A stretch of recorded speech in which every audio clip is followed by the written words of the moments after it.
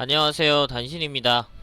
이어서 두 번째 빅토리아 3 경제편 이제 법 관련된 거 설명드릴 거예요. 이것도 영상을 지금 다시 찍고 있거든요. 원래 미리 어제 찍어놓고 그걸로 이제 오늘 편집만 하려고 했는데 보니까 너무 주저리주저리 설명하고 시원찮아서 다시 찍고 있습니다.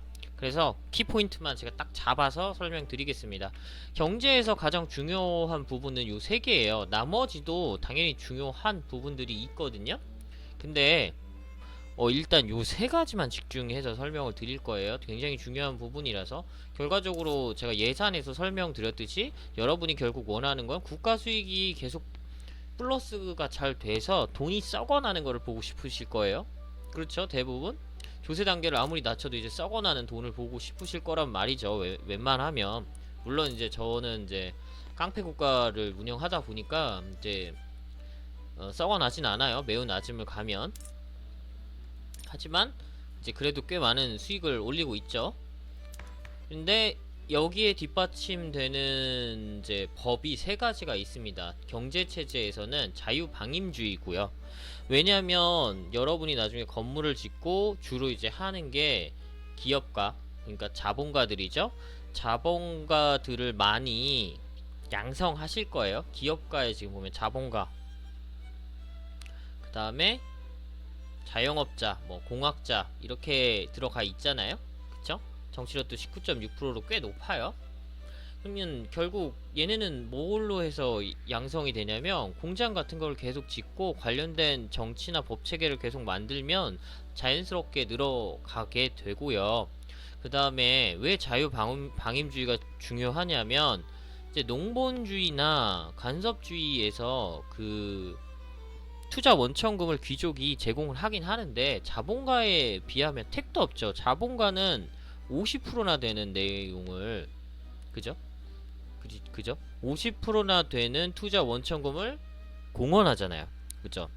그래서 자유방임주의 체제를 택하고 그리고 경제를 잘 굴리면 그러니까 스노우볼을 잘 굴려야겠죠. 그러면 자산에서 투자 원천금이 계속 늘어납니다. 그럼 투자 원천금에 대해서 투자 원천금 이전을 받게 되죠. 그러니까 세금을 받는 거예요. 투자 원천금에 대해서. 그쵸? 우리가 뭐 돈을 많이 적금하거나 예금을 하면 거기에 대한 이제 금리에 따른 이제 보상을 받는 거잖아요. 비슷한 거예요. 그 다음에 우리가 이제 예금에 대한 금리만큼 예금한 거에 이자를 받으면 이자에서도 세금을 떼가거든요. 그게 이제 이런 데 반영이 되는 거죠. 투자 원천금에. 자금 낼 수 있는 건물 건설이 국고의 자금으로 이루어질 경우, 그죠? 경제체제법에 따라 투자 원천금으로 자금을 댈 수 있는 건물 건설이 국고의 자금으로 이루어질 경우 투자 원천금에서 같은 금액을 이전하여 국고 지출을 벌충할 수 있습니다. 잘 모르겠죠? 그냥 간단하게 설명드리면 투자 원천금이 많아지고 법이 조세가 이제 비례 조세, 이게 인두 조세는 정확하게 모르겠어요. 근데 누진세는 가면 안 돼요. 누진세는 가면 투자 원천금이 사라지거든요. 투자 원천금을 받지를 않아요. 그래서 비례 조세까지 가는 게 좋고 비례 조세를 가면은 투자 원천금에 대한 예산이 들어옵니다. 그래서 자유방임주의를 가는 이유는 첫 번째로 자본가의 투자 원천금 공헌도를 높이기 위해서, 그 다음에 자본가 보이세요? 왜 안 보이냐? 찬성?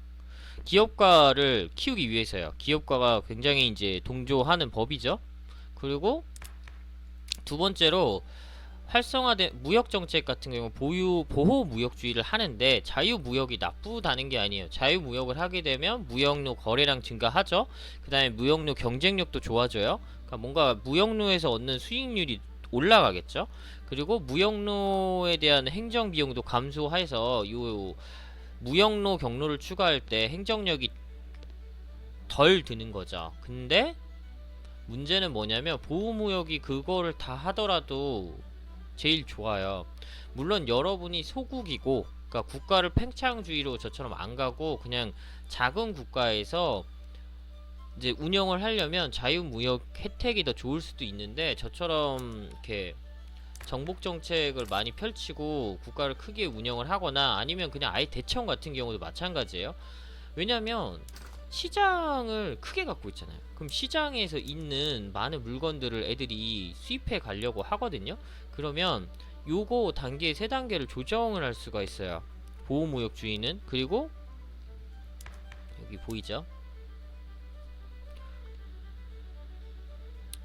그 수출 관세랑 수입 관세 이걸 이제 할 수가 있잖아요. 그럼 이렇게 하면은 보여줄게요. 보이세요 위에? 그러니까 뭐냐면 애들이 사치 의류를 제가 많이 생산하니까 저한테서 수입하려는 애들이 많다는 거죠. 그러면 국내 공급 보호를 하면은 수출 관세 20%를 떼요. 그럼에도 부족하니까 애들이 가져간단 말이에요. 그러면 어떻게 돼요? 20%의 세금을 떼는 거예요. 그러니까 수출 장려를 하면 돈이 주는데, 이제 수출 관세를 올리는 보호무역주의를 하면 올라가죠. 보이시죠 위에? 그러니까 내가 유리한 상품들을 다 이렇게 바꿀 수가 있어요. 보호무역으로. 국내 공급 보호죠. 수출 장려가 있고. 그러니까 수출에 유리한 거는 수출 장려로 하시면 되고, 그 다음에 국내 공급이 절실하게 필요한 마이너스 항목들은 이제 무역로에서 국내 공급 보호를 하시면 됩니다. 근데 저는 이제 대부분 다 부족하기 때문에 다 그냥 걸어 놓은 상태고 별 차이가 없습니다. 저 같은 경우는 지금. 그렇기 때문에 저는 보호무역주의로 가고, 조세는 비례 조세가 그냥 마지막 단계인 것 같아요. 이게 계속 보통 처음에 토지 기반 조세인데, 토지 기반 조세는 빨리 인두세로 넘어가야 돼요.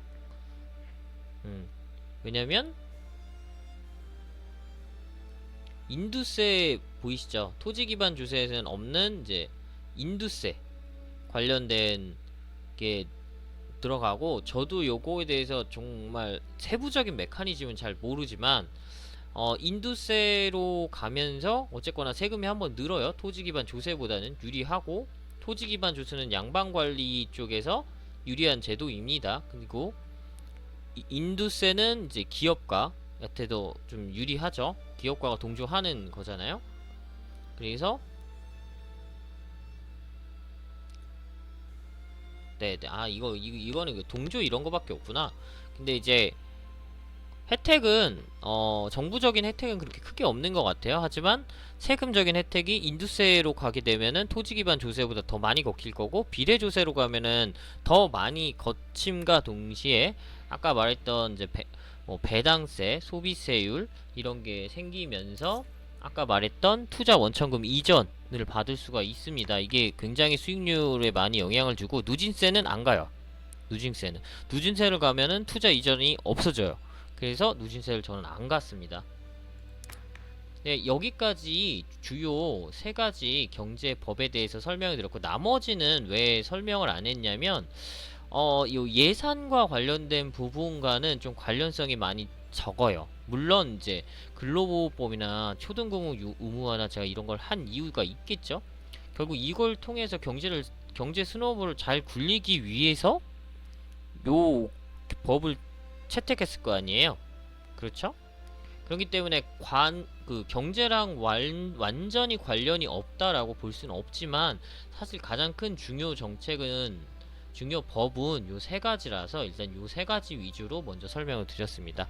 네, 여기까지 단신이고요. 오늘은 이 부분까지만 설명을 드리겠습니다. 빅토리아 3 경제편 두 번째 영상 여기서 마무리 짓겠습니다. 여러분에게 좋은 정보 됐으면 좋겠습니다. 감사합니다.